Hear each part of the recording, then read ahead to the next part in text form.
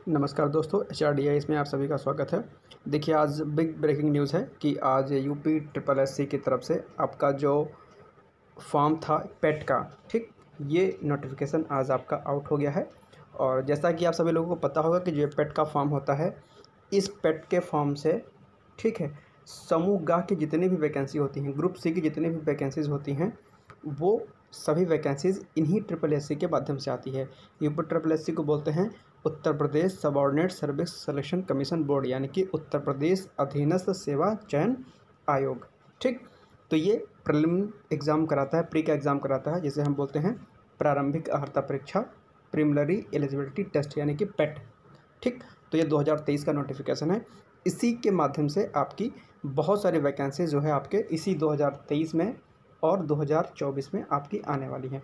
तो आइए बिना देरी के हुए देखते हैं कि इसकी क्या योग्यता है और कौन कौन से लोग हैं जो फॉर्म फिल कर सकते हैं। तो सबसे पहले बात करते हैं कि विज्ञापन कब आएगा। तो आज ये विज्ञापन आ चुका है, 1/8 को विज्ञापन के प्रकाशन की तिथि है। ऑनलाइन आवेदन जो शुल्क में जमा करने की जो अंतिम तिथि है, जो प्रारंभ होने की तिथि है, वो है 1 तारीख, यानी कि आज से ही आप शुल्क भी जमा कर पाएंगे। थर्ड, आवेदन शुल्क जमा, आवेदन सबमिट या आवेदन सबमिट करने की अंतिम तिथि कितनी है? 30 अगस्त, यानी कि 30/8। ठीक, तो 1 अगस्त से आपका फॉर्म फिल होना स्टार्ट हो जाएगा और फाइनल जो सबमिशन होगा वो आपका क्या होगा? 30 अगस्त तक इसका फाइनल सबमिशन आपको कर देना है। शुल्क समायोजन एवं आवेदन में संशोधन की अंतिम तिथि 6/9/2023, यानी कि अगर आपका फॉर्म भरते हुए कुछ उसमें विसंगति रह गई है, कुछ गलतियाँ हो गई हैं, तो आप 6/9/2023 तक आप, यानी कि 6 सितंबर 2023 तक आप फॉर्म को सही कर सकते हैं आपने। ठीक, चलिए अब बाकी डिटेल देखते हैं कि कौन कौन से डिटेल्स हैं। तो ऑनलाइन आवेदन, इसमें पूरी डिटेल्स दी हुई है कि किस तरीके से आपको फॉर्म फिल करना है। तो इसके लिए मैं एक अलग से वीडियो बना दूंगा कि आपको फॉर्म कैसे फिल करना है। फ़िलहाल हम सिलेबस पे आज डिस्कस करेंगे कि जो आपका सिलेबस है वो कैसा है, उसमें बाकी योग्यता वगैरह क्या है इसकी फॉर्म को फिल करने की। ठीक, चलिए, तो ये एक बहुत अच्छा मौका है आप लोगों के पास कि क्या कहते हैं, आप लोग फॉर्म को फिल कर दें। और वैकेंसीज़ निश्चित तौर पर आनी हैं और आएंगी ही आएंगी। बस शर्त क्या है इसमें कि आपको अच्छे तरीके से देखना है। चलिए देखते हैं, अब बात करते हैं आवेदन के शुल्क की, जो सबसे महत्वपूर्ण बात है। ठीक, तो अगर आप सामान्य वर्ग से हैं, अनारक्षित से हैं, जनरल वर्ग से हैं, तो जो आपकी फ़ीस है वो आवेदन शुल्क 160 रुपये है। सब कुछ मिला करके आपको 185 रुपये पे करना पड़ेगा। अन्य पिछड़ा वर्ग से है, यानी कि अगर OBC से हैं तो आपको OBC के लिए भी सेम 150, यानी कि जनरल और OBC की फ़ीस जो है बिल्कुल सेम है। अनुसूचित जाति से हैं, यानी कि अगर आप SC से हैं तो आपको 95 रुपये पे करना पड़ेगा। अनुसूचित जनजाति, यानी कि अगर आप ST से हैं तो 95, और अगर आप दिव्यांगजन हैं, यानी कि हैंडीकैप वगैरह में आते हैं, तो आपको 25 रुपये का शुल्क जमा करना होगा। यानी कि ये आपका शुल्क हो गया। इसको देख लें अच्छी तरीके से और फॉर्म को फिल कर दें। चलिए बाकी आप देखते हैं कि ये प्रिंट आउट वगैरह के बारे में दिया गया है कि फॉर्म फिल करने के बाद आपको प्रिंट आउट जो है क्या कहते हैं रख लेना है। प्रिंट आउट, क्योंकि जब आपका सिलेक्शन हो जाता है तो ये फॉर्म दरअसल आपका उस समय मांगा जाता है। ठीक है, और रजिस्ट्रेशन नंबर भी आपका इसी में होता है, तो इसी से आपका एडमिट कार्ड भी डाउनलोड होता है। तो प्रिंट आउट फॉर्म का ज़रूर कर लें। संशोधन के बारे में दिया गया है और जो इसकी अंतिम तिथि है वो मैंने बताया कि 6/9, यानी कि 6 सितंबर इसकी अंतिम तिथि है आवेदन में संशोधन करने की। अगर आप कुछ खामियां उसमें रह जाती हैं फॉर्म में। तो शैक्षणिक अर्हता की बात करें, जो मुख्य है, ये देखिए, आइए देखते हैं कि शैक्षणिक अर्हता क्या है इसकी। तो प्रारंभिक अर्हता परीक्षा 2023 में हाई स्कूल या समकक्ष अथवा उससे उच्च शैक्षिक अर्हता धारित करने वाले आवेदन कर सकते हैं। यानी कि जो इसकी मिनिमम क्वालिफिकेशन है वो है आपकी 10th पास, यानी कि अगर आपने हाई स्कूल परीक्षा पास कर दी है तो आप इस पेट के फॉर्म को फिल कर सकते हैं। एक बात, दूसरी जो महत्वपूर्ण बात है वो ये है कि जो इसकी लास्ट डेट है, यानी कि 30 अगस्त इसकी लास्ट डेट है। ध्यान से सुनिएगा इस बात को, महत्वपूर्ण बात कह रहा हूँ मैं कि 30 अगस्त इसकी लास्ट डेट है और 30 अगस्त तक वो लोग फॉर्म फिल कर सकते हैं जिनके पास हाई स्कूल की जो मार्कशीट है, यानी कि जिन्होंने परीक्षा पास कर ली है, यानी कि आपके पास वो डॉक्यूमेंट्स होना चाहिए 30 अगस्त तक। ये बात बहुत महत्वपूर्ण है। ऐसा नहीं है कि आप अपेयरिंग में हैं और फॉर्म फिल कर सकते नहीं, आपके डॉक्यूमेंट्स 30 अगस्त तक पूरे होने चाहिए। यानी कि जो भी फॉर्म फिल होने का आवेदन की जो अंतिम तिथि होती है, उस आवेदन के अंतिम तिथि तक आपके पास जो मिनिमम क्वालिफिकेशन, यानी कि जो हाई स्कूल की अर्हता है, वो आपके पास होनी ही होनी चाहिए, अन्यथा फॉर्म नहीं फिल कर सकते हैं। तो मिनिमम क्वालिफिकेशन इसकी 10th है। ठीक, क्या है? 10th है। और इसके अबव आप कोई भी योग्यता धारित करते हैं आप फॉर्म फिल कर सकते हैं। शर्त क्या है कि 30 अगस्त तक आपकी क्वालिफ़िकेशन मिनिमम जो है वो होनी चाहिए। चलिए आगे बात करते हैं आयु सीमा की। तो जो इसकी मिनिमम आयु सीमा है वो कितनी है, 18 साल है। कितनी है, 18 वर्ष है। तो मोस्टली जो वैकेंसीज होती हैं यूपी में आती हैं वो उनकी जो मिनिमम आयु होती है वो 18 वर्ष ही होती है। पीसीएस वगैरह में 21 होती है, बाकी 18 वर्ष ही मांगी जाती है।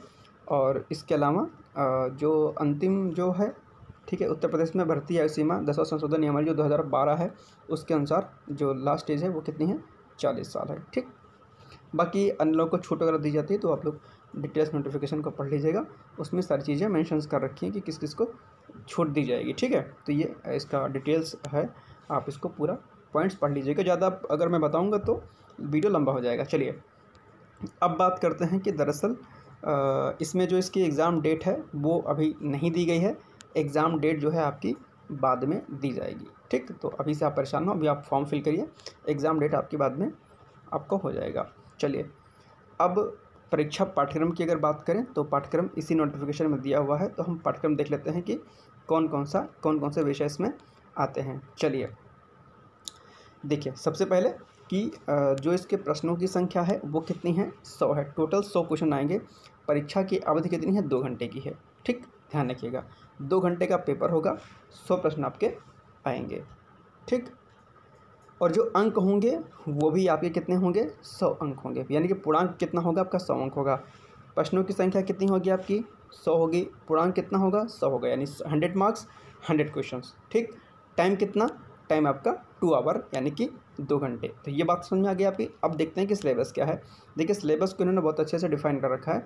सबसे पहले बात करते हैं भारतीय इतिहास की। भारतीय इतिहास में 5 क्वेश्चन, देखिए 5 जो है क्या कहते हैं अंक के होंगे और 5 ही प्रश्न आएंगे, क्योंकि क्या कहते हैं एक क्वेश्चन 1 मार्क्स का है। चलिए तो भारतीय इतिहास में देखिए डिटेल्स सिलेबस दे रखा है इसका, देख लीजिए आप, कि सिंधु घाटी सभ्यता से लेकर के और ब्रिटिश राज्य का सामाजिक आर्थिक प्रभाव, ये पूरा इतना सिलेबस दे रखा है इन्होंने।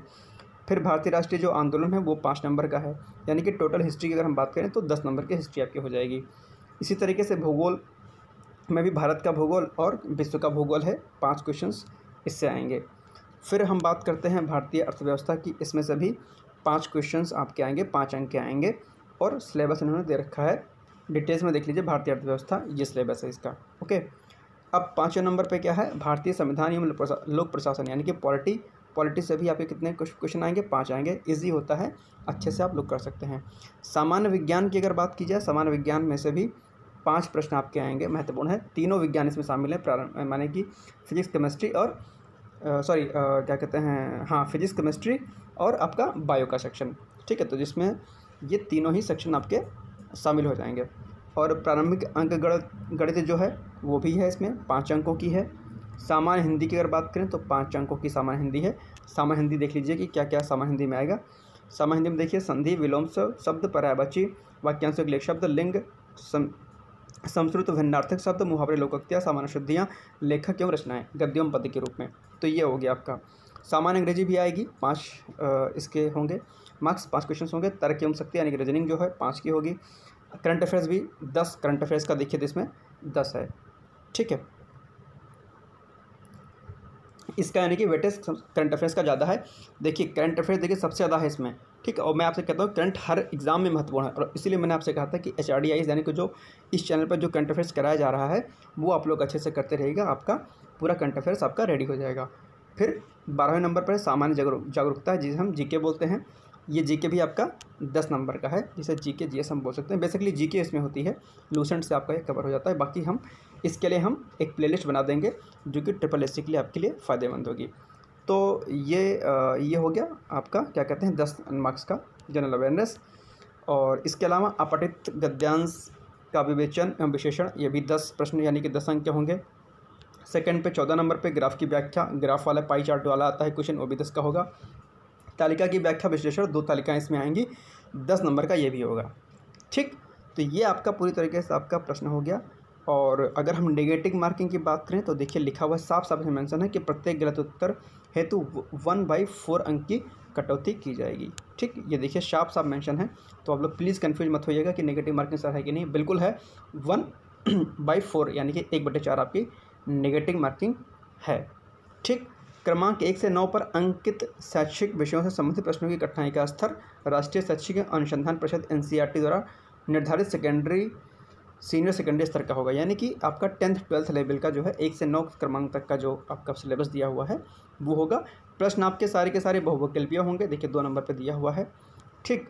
और ज़्यादा इसमें कुछ नहीं है, ये हो गया। तो और 1 से 9 देख लेते हैं कि 1 से 9 का सेक्शन क्या था।